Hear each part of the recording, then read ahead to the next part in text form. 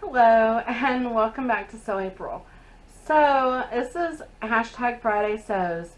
I'm sure everybody knows Jen and Today in Jen's Sewing Room is the one that started the hashtag, and I hope that everybody finds time and checks out all the other hashtag Friday Sew videos.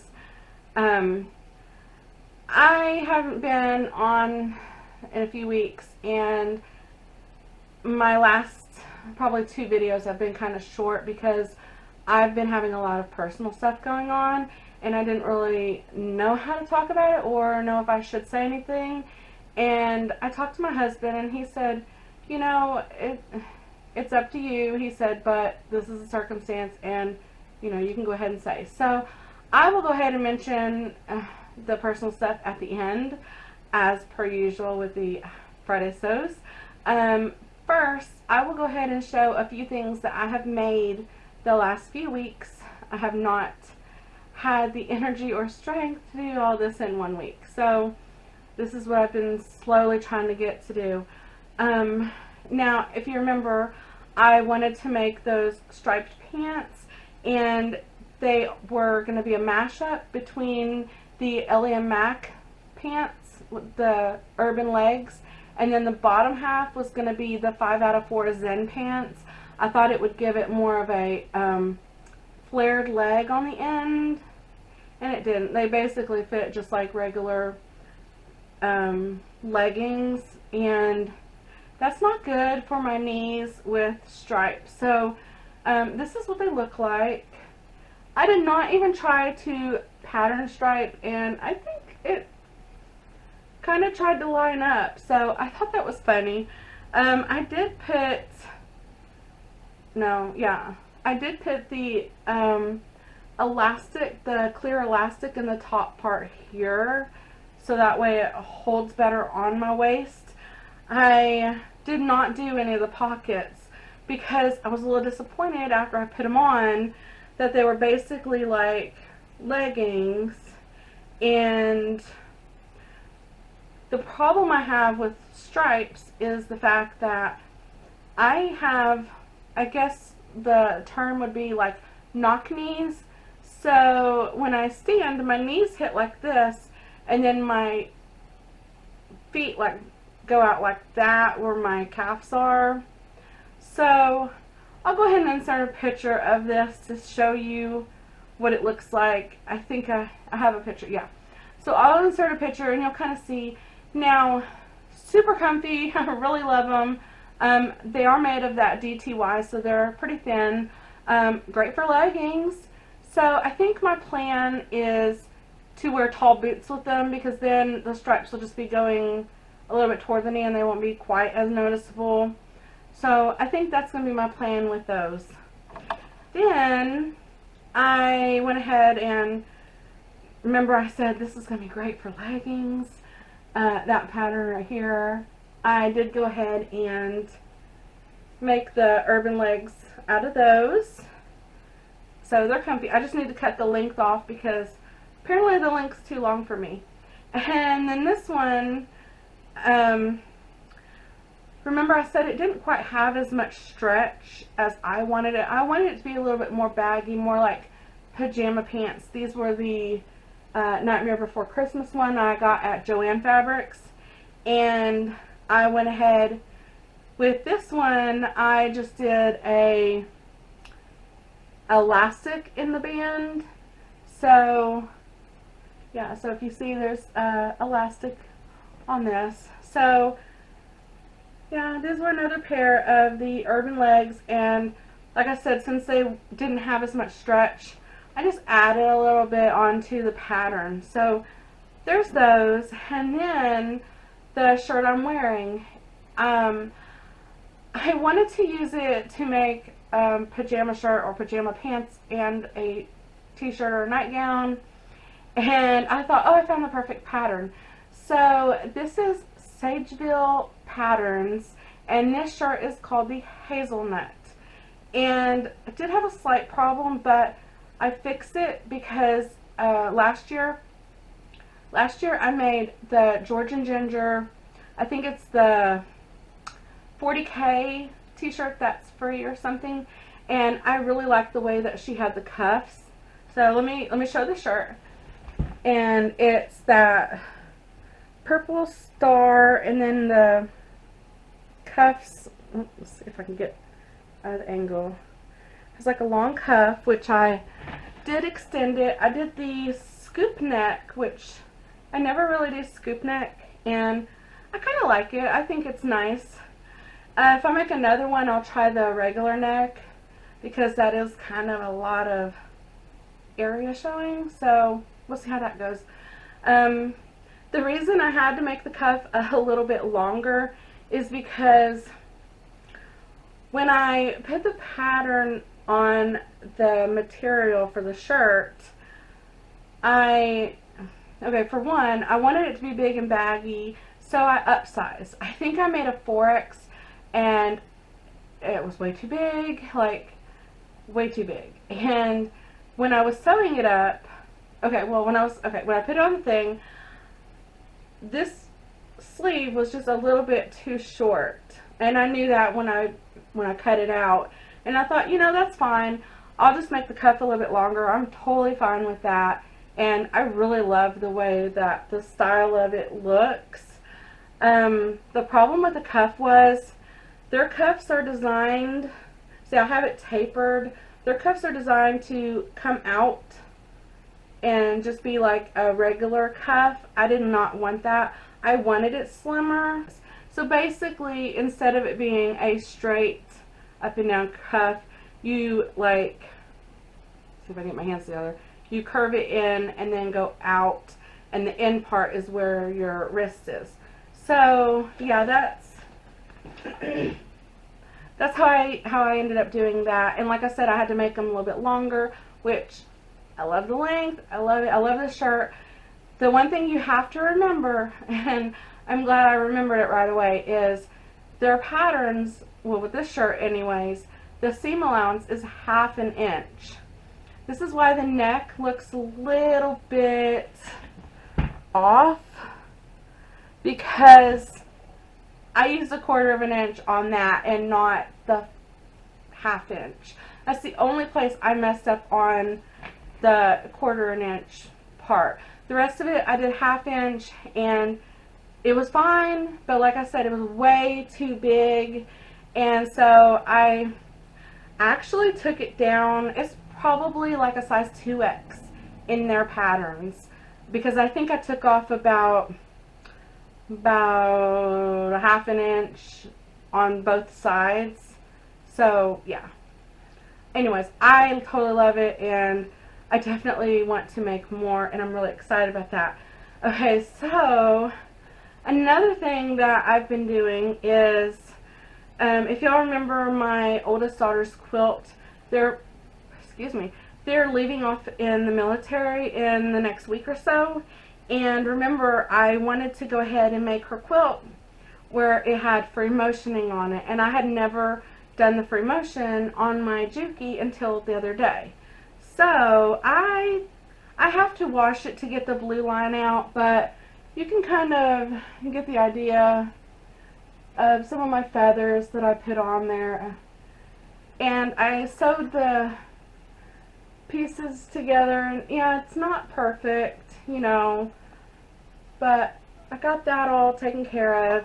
I went ahead and put the hearts on with the material I got from Joann. I think it's Joann or Hobby Lobby, I don't know.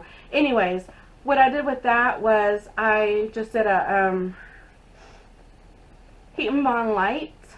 So I cut all the hearts out at the same time, and then I put heat and bond on it, and I found a little bit easier way to use the heat and bond for applique, and I might go ahead and do a tutorial on that soon, but I just thought I'd share that. And on the heart, I just did a plain stitch around it.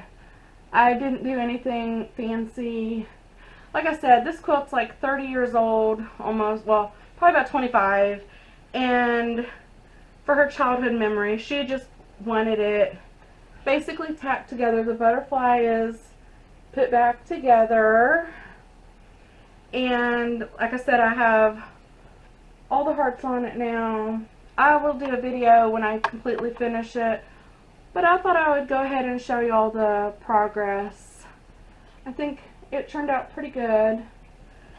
So yeah, there's that. And then now I will go ahead and talk about life. So if anyone is done, they don't want to listen to this, you don't have to. I'll just tell you to have a great weekend, and I'll talk to you next time. But any of you that actually want to listen to any of this is fine. So this is the part that I didn't know if I should really say. I know I had asked a lot of y'all to pray for my youngest daughter's boyfriend, Josh. And he's the one that had brain surgery and everything. And he came out of that, and he came home and everything. And remember, he had had a massive stroke in the beginning, and we didn't know about it until right before his second surgery. And his mom kind of didn't really want my daughter to go down there and see him. And my daughter kept messaging, hey, can I come see you? I want to see you and everything. And she would get either replies of, like, I'm trying to play a game, or leave me alone, or, stuff like that. And then at one point, he, like, had put in all caps and stuff, and it was like, like, don't bother me, basically, and stuff. And so she finally was like, hey, I think it might be over. You let me know. I'm here for you if you need me. And he just messaged back like, okay. So I don't know if that means he had so much of his brain taken away from his stroke that he was more of like a childlike mind. And like I told her, I said, he might be like that, and might be, in the mindset of a child, and he just wants to play his games, and, you can't really have a life with someone like that. And so she finally understood, and, after, I think it was like 2 months or so, she was like, okay, and just pretty much called it off at that point. And I had my memory go before. They said that I had a migraine that mimicked a stroke. No, it was a stroke. I know it was. I could not remember things for a year and a half. I literally would call my sisters up and say, hey, I don't know how to get home from where I'm at. And then they would tell me what streets to go on. And, like, I knew how to drive. I could totally remember how to drive perfectly fine. Like, that was not a safety concern. It was just I would get confused and wouldn't know, oh, was I supposed to turn on this street or the next one? And, like, I couldn't even think. Sometimes I'd have to pull over and reassess where I was and, like, look at the map. Or, like I said, I would call my sisters up, and they would help me navigate how to get home or how to get where I was going. And that was a really rough time, and that was really hard for me. And like I said, the doctors weren't even calling that a stroke, and this boy had a full-blown stroke that he passed out. Like, I don't know. I know my dad had a stroke one time, and he totally did not remember that he beat my mom for 20 years. So strokes can be really funny and stuff. So, she's moved on about that, and now, of course, she's talking to this new boy, but it's not like she doesn't date a lot. So, I told her, I said, don't rush into anything because you don't want it to be a rebound, but I mean, he had seen her go through all this too, so, we'll see how anything goes. But anyways, on that note of the memory thing, the one reason I chose to do this shirt was because Michelle from Michellesewsagain was doing a hashtag for purple to sew ends for Alzheimer's. I don't remember. I will try to put the label up here and put the link in the description box. But that to me was something special because I believe she said that it was her dad that had Alzheimer's or something. And like I said, with the memory thing, for me, that personally strikes home. So I just thought that's the only thing I could do is at least make a shirt. I'll make a shirt, So anyways, there's that. And then course, my husband's had a little bit of another health problem, and me. We'll go with my husband first.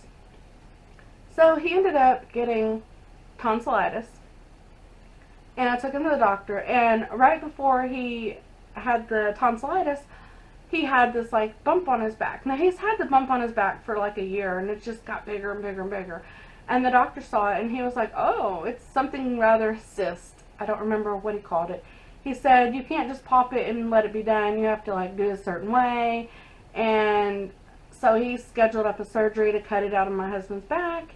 And my husband kept trying to, he'd get like a piece of wood and like pop it. And by the time we got in for the surgery, the doctor said, we can't do surgery no more because you have now infected it. So that basically means now I have work to do. So the doctor went in and like here's that spot. He cut a whole line down here, and then he cut another line here, and then he placed a rubber band in there. So that means I have to go through every day and milk it to get the pus out. I am not a pimple popper. I do not like pus or gross things. So I have to do this and clean it up and dress it and everything until nothing comes out, and then we can cut the rubber band and pull it out. So fun, no, not fun. Then for me, I was kind of mentioning it in my last video where I had mentioned changes. I was kind of hinting at that I think that I might be going through menopause, and don't really know. I still don't really know. All I know is I thought when something like that happened, like, you just stop bleeding. No.